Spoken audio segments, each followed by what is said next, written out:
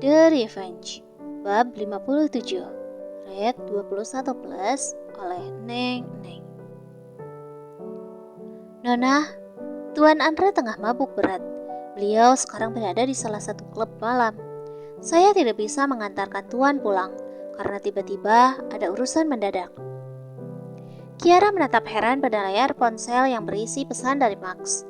Max bilang, Andre tengah mabuk berat. Tapi kenapa? Apa pekerjaan Andra begitu berat hingga pria itu butuh pelampiasan? Lalu, kenapa Max tidak bisa mengantarkan Andra pulang ke rumah? Memastikannya pulang dengan aman seperti biasa. Bukankah terlalu beresiko membiarkan seorang pewaris Shailendra tengah mabuk di sebuah klub sendirian? Berulang kali Kiara menebak, hingga gadis itu memutuskan untuk menjemput Andra seorang diri. Nona, Anda mau pergi keluar? Salah seorang pelayan bertanya pada Kiara yang hampir saja meraih handle pintu utama. Ya, aku harus pergi. Tanpa basa-basi lagi, Kiara segera beranjak pergi, meninggalkan hunian mewah yang sedari kecil sudah ia tinggali. Sementara itu, dari satu sudut lainnya, dua pasang mata tengah memperhatikan tingkah Kiara. Pandangannya kian menajam kala Kiara memasuki salah satu kendaraan yang berada di luar sana. Andra sudah mendatangani salah satu proyek besar sejak dia tahu jika Kiara sudah mempelajari banyak hal mengenai perusahaan. Dia semakin merasa jika posisinya terancam. Akhir-akhir ini dia bekerja dengan sangat sungguh-sungguh. Baguslah, jika dengan cara seperti ini bisa membuat Andra menjadi kian waras, maka akan kulakukan apapun untuknya. Nyonya dan Tuan Shailendra yang sedari tadi melihat kepergian Kiara kini kembali melanjutkan obrolannya. Aku masih saja muak dengan perempuan yang sudah mati itu. Meski jasadnya sudah dikubur, tapi kenapa bayangannya selalu menghantui Andra? Dasar anak bodoh. Umpatan itu kembali terdengar, seiring dengan gerak tangan yang menutup gorden tempat tadi dia mengintai mangsanya. Dan sayangnya, dia putramu. Tuan Shailendra terkekeh geli, meraih sebuah minuman berwarna merah lalu meneguknya sedikit. Sungguh memuakkan. Kenapa manusia lemah itu terlahir dari rahimku? Repotkan. Nyonya Shailendra melenggang pergi, meninggalkan sang suami yang kini sudah terbahak dengan tawanya. Suara musik berdencang kuat, lampu warna-warni berkelip menyilaukan mata. Aroma-aroma tidak jelas langsung masuk ke dalam penciuman seorang gadis yang kini tengah memicingkan matanya, mencoba menelisik satu persatu di antara lautan manusia. Gadis itu merasa asing dengan suasana seperti ini. Dia adalah gadis rumahan yang tidak pernah mendatangi klub malam. Namun kini, demi menjemput suami, gadis itu rela berkorban. Tubuhnya sedikit berjengkit kala merasakan sebuah tabrakan ringan dari seorang pria yang tengah menghentakkan tubuhnya, menari seiring dengan bunyi musik yang memekakan telinga. Pada suatu ketika, kadang Kiara merasa heran dengan pemikiran sebagian orang yang lebih suka pergi ke klub malam hanya untuk menghilangkan penat. Bukankah di tempat ini terlalu berisik untuk menenangkan diri? Mas Andra, akhirnya Kiara menemukan sosok yang sedari tadi dicarinya. Kini Andra terlihat sedang duduk di sebuah sofa dengan 4 wanita seksi yang mengelilinginya. Mas, Kiara mendekat, membuat keempat perempuan yang tengah meraba-raba tubuh Andra sontak menatap Kiara dengan pandangan mencemooh, membuat Kiara mengetatkan rahangnya kesal. Hei, kita gantian. Kami lebih dulu yang menemukan Mas Andra di sini. Seorang perempuan dengan dress ketat berwarna merah segera menghalau tangan Kiara yang hendak meraih Andra. Sepertinya para perempuan itu sudah lama mengenal Andra. Kiara menggelengkan kepalanya berulang kali, menepi segala prasangka yang berkelebat dalam kepala. Gantian? Kiara kian meledak dalam emosinya. Bagaimana mungkin para perempuan ini dengan tidak tahu dirinya ingin menguasai tubuh Andra? Sementara Kiara saja belum bisa bebas menyentuh tubuh Andra. Sementara Andra sendiri sudah terlihat tidak sadar dengan segala racauan yang dia keluarkan. Tubuhnya tercium bau alkohol yang sangat menyengat.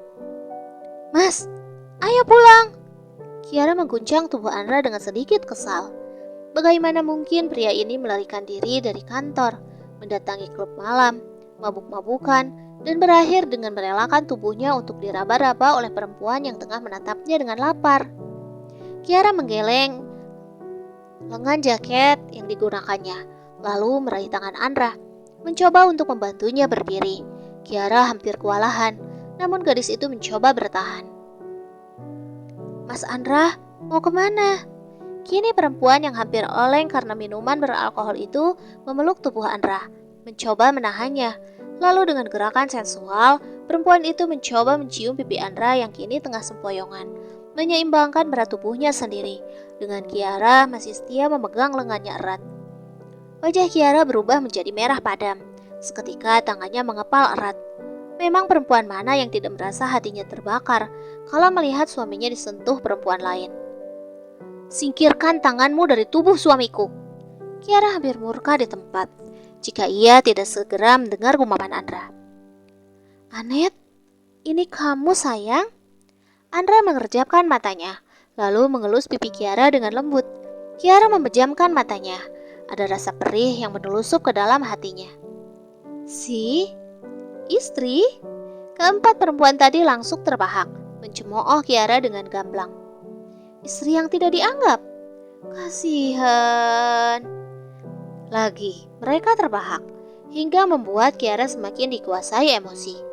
Lagi pula, Kiara merasa tidak mengerti kenapa mereka seperti mengetahui tentang pernikahan Kiara dan Andra saja. Sedari awal, wajah mereka seperti ingin memantik emosi Kiara. Anet, istriku yang paling kucinta.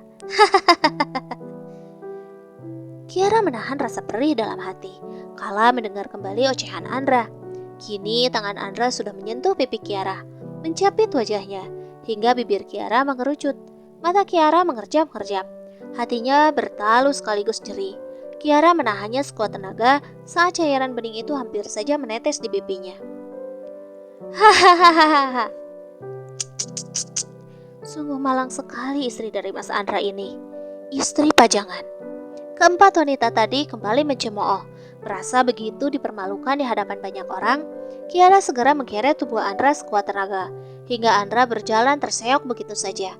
Kiara menatap lurus ke depan, membalah kerumunan lautan manusia yang masih asik tenggelam dalam dunia kegelapan. Dan tanpa Kiara sadari, Andra merilik ke belakang, mengacungkan jempolnya sembari tersenyum menyeringai pada keempat perempuan yang tadi sempat menggerayangi tubuhnya.